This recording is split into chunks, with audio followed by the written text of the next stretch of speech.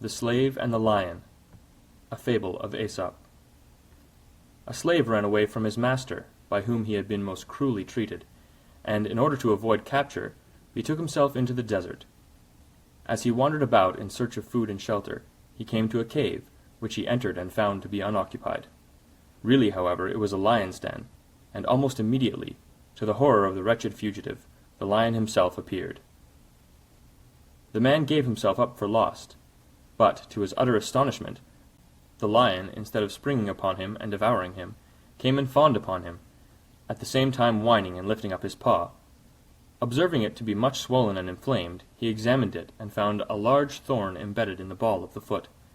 He accordingly removed it and dressed the wound as well as he could, and in course of time it healed up completely. The lion's gratitude was unbounded.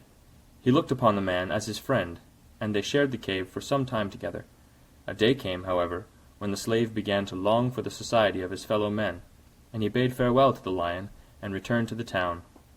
Here he was presently recognized, and carried off in chains to his former master, who resolved to make an example of him, and ordered that he should be thrown to the beasts at the next public spectacle in the theatre. On the fatal day the beasts were loosed into the arena, and among the rest a lion of huge bulk and ferocious aspect. And then the wretched slave was cast in among them. What was the amazement of the spectators, when the lion, after one glance, bounded up to him and lay down at his feet with every expression of affection and delight. It was his old friend of the cave.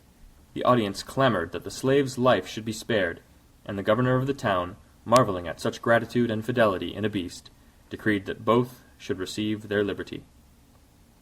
End of The Slave and the Lion. Recorded January 24th, 2006, in Newmarket, Ontario, Canada.